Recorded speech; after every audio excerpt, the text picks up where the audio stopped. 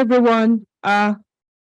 We are halfway or more than halfway through the workshop, or rather the summer academy. Thank you so much for sticking with us. So this is the final panel for today, Economic Injustice 2. The reading for today's panel is the Imperial Scholar Reflections on the Review of Civil Rights Literature.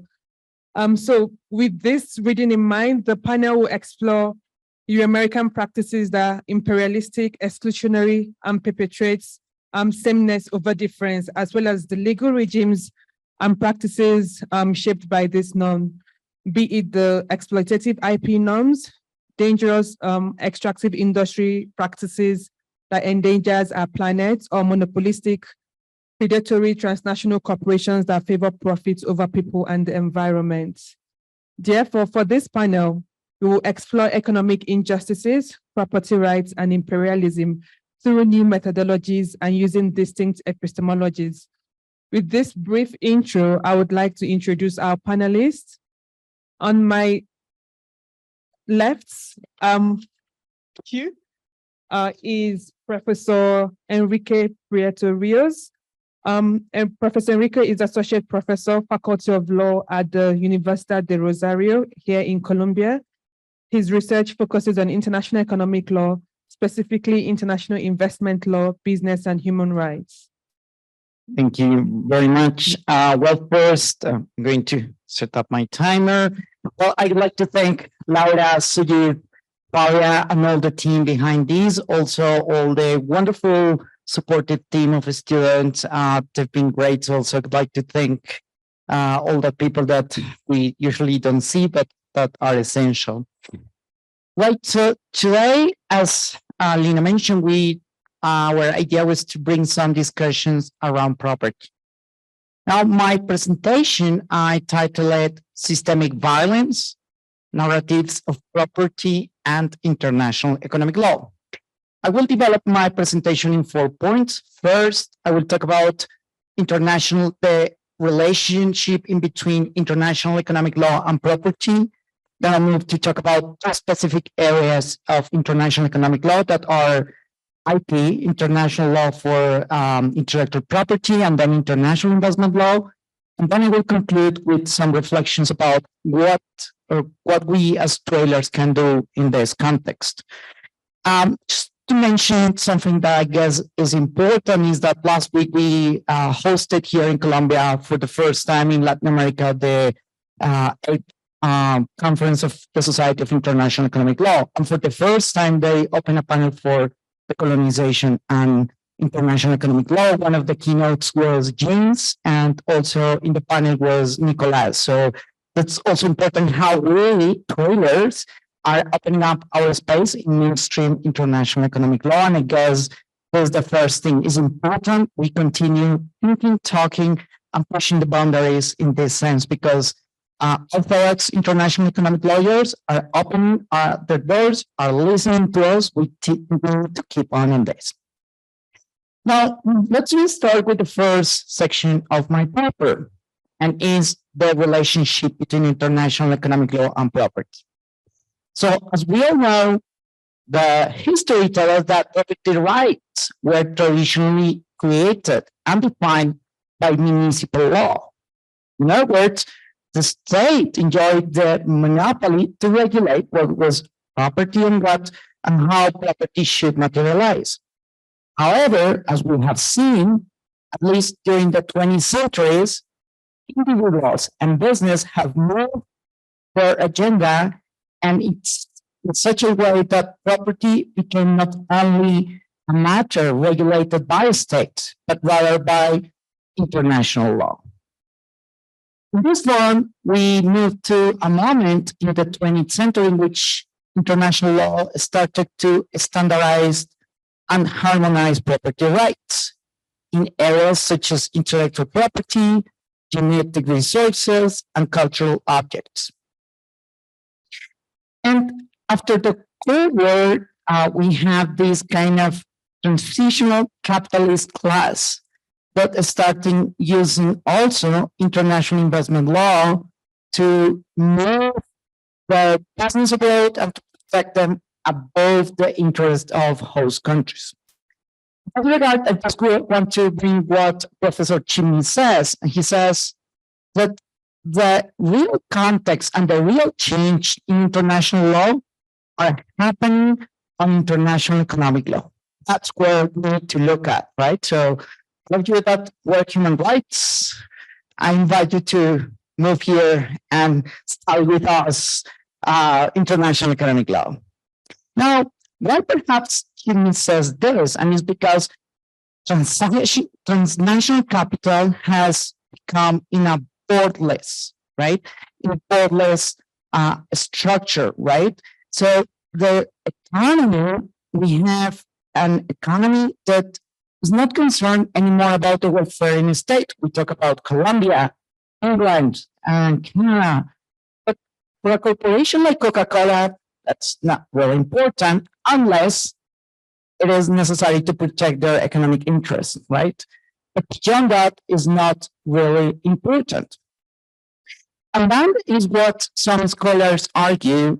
Here in Colombia, some people argue like Santiago de Castro and Guardiola Rivera, that we live in the moment of global centrism, in which we're not anymore at the moment of talking about state-centric international law, but global centrism in the sense that we need to look at the corporations as the new subject beyond the state, and as such they have the global, but also Chimney and other third world international law lawyers, they talk about a global economic space, right?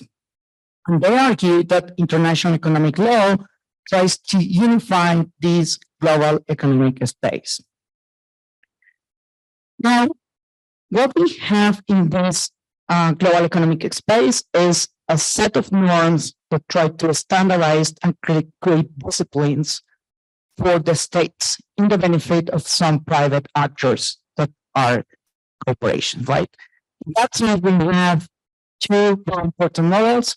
First, the World Trade Organization, that, as you will remember, came out of the failure of the International Trade Organization that never came to exist. Then we have GATT since 1948 until 1995, when the World Trade Organization came to exist.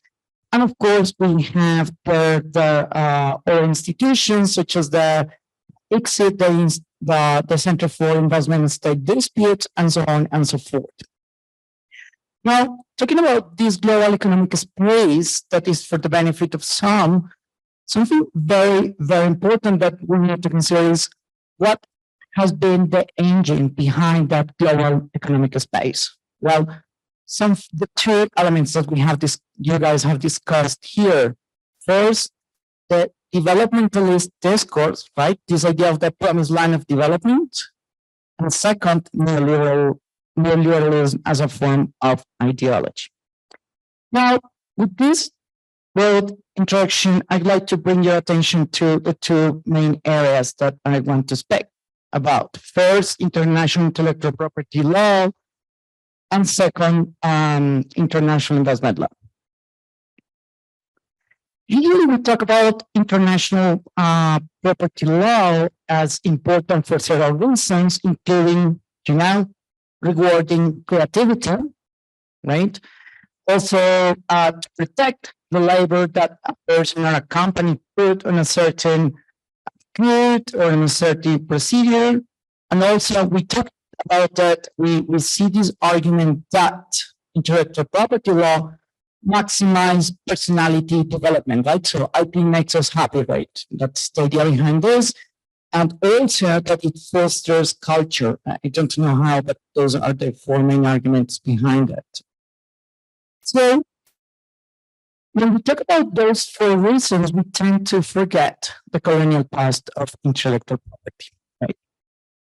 And on the one hand, as Hayuchen presents in his work of his famous book, Kicking Away the Ladder, he presents how Western colonial countries never respected intellectual property while imposing intellectual property rules to their colonies, right? So that was very, very interesting.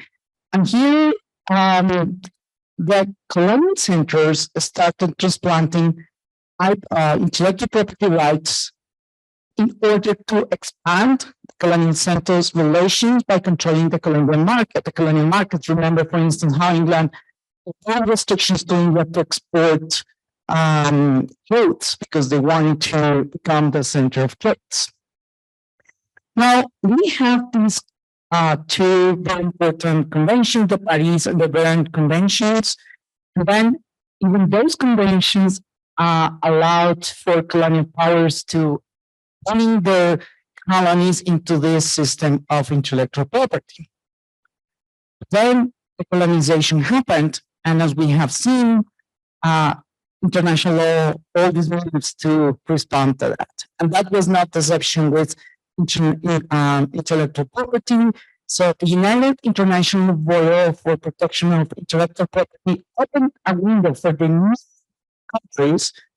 countries that wanted to join the civilized idea of protecting property law to become part of this bureau, of course, enforcing and protecting IP rules. So in other words, we have this movement of first IP being imposed by the colonial centers, intellectual property rules, and then later, after the colonization, then transplanted standards to protect, obviously, the knowledge and technology that was already in place, both under the context of colonization. Now, in this context, we also move to talk about the agreement and trade-related aspects on intellectual property right, TRIPS. And this is a very important treaty because it's what many countries thought were the basic rules or the international rules for intellectual property, but we were all wrong because we have the TRIPS plus regulations that are bilateral or multilateral treaties with stronger IP regulations between countries, usually in a relationship north-south, but also we have all these agencies heavily influenced by the European Union and the United States, the World Intellectual Property Organization, the WIPO, and we also have the Universal Copyright Convention, the United Conference on Trade and Development. You could mean that there's an endless list of commissions that exist to protect intellectual property. Now, what we have here is what has been the benefit of advancing and protecting intellectual property for developing countries? Well, there's plenty of research that has questioned the benefits, right? Especially in terms of medicines, right?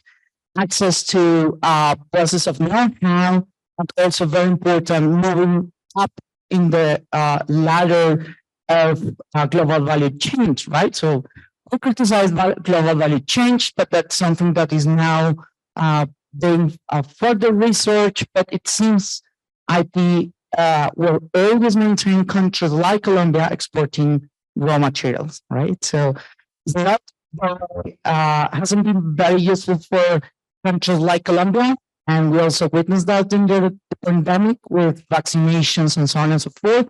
But still here, we defend that idea. And just to conclude this second part, is that in the context of the IP, in the third world, we have an elite of lawyers that defend this idea of intellectual property using international law. And we just see that what comes to my mind is when Frantz Fanon, in his famous book, The Wretch of the Earth, says that there is always this local elite of intellectuals ready to defend the Greco-Latin system. Now, let me move to a third part, international investment law. So I have only 7 minutes, so I'm going to be very quick. So I'm going to start this part telling you that here in Colombia, when I talk to practitioners and arbitrators, they always call me the loquito del colonialismo, the crazy guy that talks about colonialism and investment law.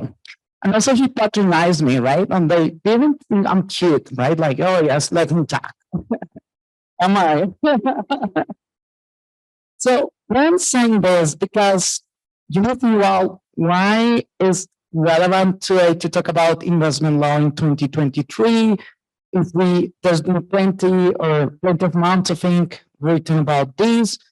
And because still is very important for us, especially in this academic group, to think about these effects of international investment law and how it operates in the third world. So I'm going to remind you two stories of international investment law. One is that it exists to maintain the world in peace, because before that we were animals and we had the one-world diplomacy, right? If you don't pay me, I'm going to shoot you down, like the blockade of Venezuela, or when the UK sent its fleet to China, right? And after that, we got Hong Kong in the opium war. Now, the argument here is, thanks God, we have international investment law. It avoids wars, and we have the best of lawyers sitting there to resolve quickly problems that otherwise would have to be defended by war. And then that's the author's history. Well, the counter history that has been developed by academics such as Kate Miles, Nicolas Perroni, that was here this week, is that actually international investment law came out as an instrument to maintain political, economic, and legal control over newly independent countries, right? So after World War II, we have this process of the colonization and the independence, and then the colonial powers say, well, we need to maintain certain control, especially over those countries that are expropriating our companies. Well, we have the solution, international law, and then international investment law.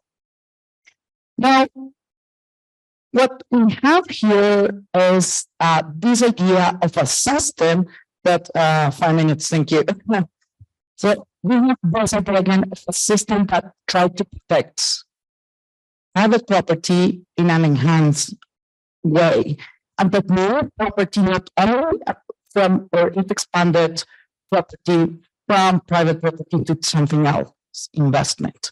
Investments includes intellectual property rights over assets, but also shareholder rights, and so on and so forth. Now, what is the problem here? And is that the idea is international investment law is good because it attracts foreign direct investment to developing countries, and then the developing country reach the promised land of developing.